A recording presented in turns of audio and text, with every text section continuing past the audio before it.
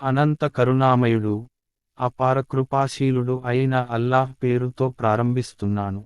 ప్రళయ గడియ దగ్గరకు వచ్చేసింది. చంద్రుడు చీలిపోయాడు. కాని వారి పరిస్థితి ఎలా ఉందంటే, వారు ఏ సూచనను చూచినా తమ ముఖాలను తిప్పుకుంటున్నారు. ఇది నడుస్తున్న మంత్రజాలమే అని అంటున్నారు. వారు దీనిని కూడా తిరస్కరించారు, తమ మనోవాంఛలను అనుసరించారు. ప్రతి వ్యవహారం చివరకు ఒక పర్యవసానానికి చేరవలసి ఉంటుంది.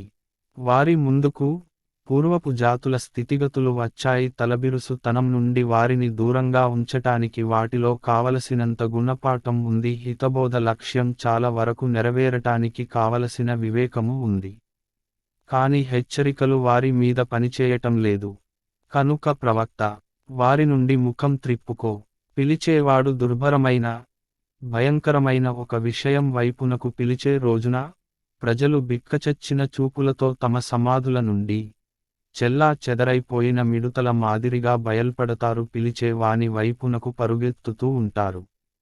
ఈ విషయాన్ని ప్రపంచంలో నిరాకరిస్తూ ఉండిన తిరస్కారులే అప్పుడు, ఈ రోజుమటుకు చాలా కఠినమైన రోజు అని అంటారు. వారికి పూర్వం నూహ్ జాతి వారు తిరస్కరించారు.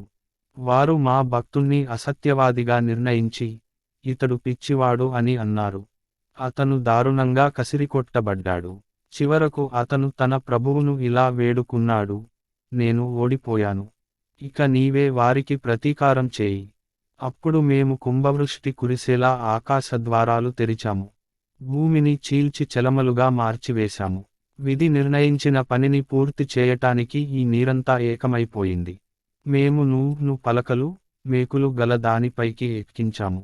అది మా పర్యవేక్షణలో నడుస్తూ ఉండేది. ఇది విలువ ఇవ్వబడిన వ్యక్తి కోసం చేయబడిన ప్రతీకారం. ఆ నావను మేము ఒక సూచనగా చేసి వదిలిపెట్టాము. మరి హితబోధను స్వీకరించేవాడు ఎవడైనా ఉన్నాడా? చూడండి, నా శిక్ష ఎలా ఉండినదో, నా హెచ్చరికలు ఎలా ఉండినవో. మేము ఈ ఖురాన్ను హితబోధ కొరకు సులభమైన మార్గంగా చేశాము. అయితే హితబోధను స్వీకరించేవాడు ఎవడైనా ఉన్నాడా? ఆద్ జాతి ప్రజలు తిరస్కరించారు. అప్పుడు నా శిక్ష ఎలా ఉండినదో, నా హెచ్చరికలు ఎలా ఉండినవో చూడండి. పూర్తిగా అరిష్టదాయకమైన ఒక దుర్దినాన మేము ప్రచండమైన ఒక తుఫాను గాలిని వారిపైకి పంపాము. అది ప్రజలను వ్రేళ్లు తెగిపోయిన ఖర్జూరపు బోదెల మాదిరిగా ఎత్తి ఎత్తి విసిరిపడవేస్తుండేది. కనుక చూడండి, ఎటువంటిదో నా శిక్ష, ఎటువంటివో నా హెచ్చరికలు. మేము ఈ ఖురాన్ను హితబోధకై సులభమైన మార్గంగా చేశాము. కాబట్టి హితబోధను స్వీకరించేవాడెవడైనా ఉన్నాడా?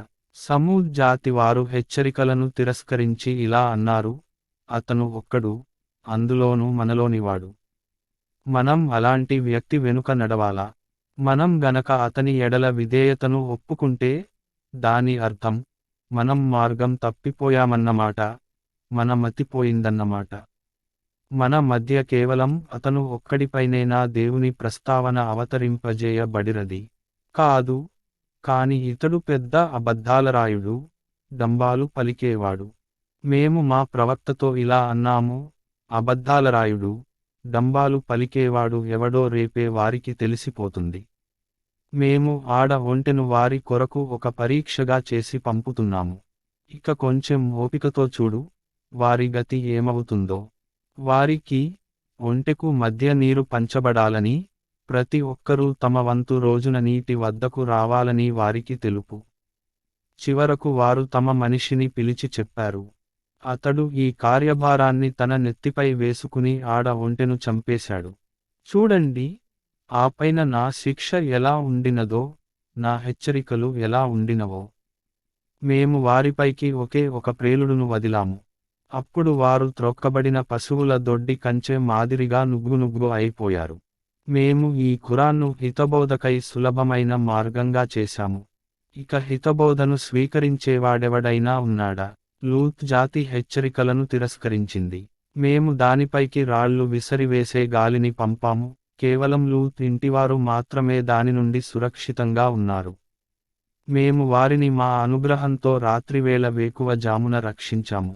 కృతజ్ఞతలు తెలిపే ప్రతి మనిషికి మేము ఇలా ప్రతిఫలం ఇస్తాము. లూత్ తన జాతి ప్రజలను మా పట్టును గురించి హెచ్చరించాడు. కాని వారు హెచ్చరికలనన్నింటినీ సందేహాస్పదమైనవిగా భావించి మాటలతో ఎగరగొట్టేశారు. తరువాత అతనిని వారు తన అతిథులను రక్షించుకోకుండా దూరంగా ఉంచటానికి ప్రయత్నించారు. చివరకు మేము వారి కళ్ళు పోగొట్టాము. వారితో ఇలా అన్నాము, ఇక నా శిక్షను, నా హెచ్చరికలను రుచి చూడండి. ఉదయం పెందలకడనే ఒక తిరుగులేని శిక్ష వారిని పట్టుకుంది. ఇప్పుడు నా శిక్షను, నా హెచ్చరికలను రుచి చూడండి. మేము ఈ ఖురాన్ను హితబోధకై సులభమైన మార్గంగా చేశాము. కనుక హితబోధను స్వీకరించే వాడెవడైనా ఉన్నాడా? ఫిరౌన్ ప్రజల వద్దకు కూడా హెచ్చరికలు వచ్చాయి. కాని వారు మా సూచనలు అన్నింటినీ తిరస్కరించారు. చివరకు మేము వారిని పట్టుకున్నాము, మహత్తర శక్తి సంపన్నుడు పట్టుకునే విధంగా. మీ అవిశ్వాసులు వారికంటే ఏమైనా శ్రేష్ఠులా? లేక ఆకాశ గ్రంథాలలో మీ కొరకేదైనా మినహాయింపు వ్రాయబడి ఉన్నదా? లేకపోతే వారు, మాది ఒక శక్తిమంతమైన వర్గం, మమ్మల్ని మేము రక్షించుకోగలం అని అంటారా? త్వరలోనే ఈ వర్గం పరాజయం పాలవుతుంది. వారంతా వెన్ను చూపి పారిపోతూ కనిపిస్తారు. కాని వారి పీచం అణచటానికి అసలు వాగ్దానం చేయబడిన సమయం ప్రళయమే. అది ఎంతో విపత్కరమైన, అత్యంత జుగుప్సాకరమైన సమయం. అసలు నేరస్తులు అపార్థానికి గురి అయ్యారు. వారికి మతిపోయింది. వారు బోర్లా పడవేయబడి అగ్నిలోకి ఈడ్చబడే రోజున వారితో, ఇప్పుడు చవి చూడండి నరకం తాకిడిని అని చెప్పబడుతుంది. మేము ప్రతి వస్తువును ఒక విధి నిర్ణయంతో పాటు సృష్టించాము. మా ఆజ్ఞ కేవలం ఒకే ఆజ్ఞ అవుతుంది, రెప్పపాటులోనే అది అమలులోకి వస్తుంది. మీ వంటి చాలా మందిని మేము నాశనం చేశాము. మరి హితబోధను స్వీకరించే వాడెవడైనా ఉన్నాడా? వారు చేసినదంతా గ్రంథాలలో నమోదు చేయబడి ఉంది. ప్రతి విషయం చిన్నది, పెద్దది వ్రాయబడి ఉంది. అవిధేయతకు దూరంగా ఉండేవారు నిశ్చయంగా తోటలలో, కాలువలలో ఉంటారు. నిజమైన గౌరవ స్థానం, మహత్తరమైన అధికారాలు కల చక్రవర్తికి సమీపంలో.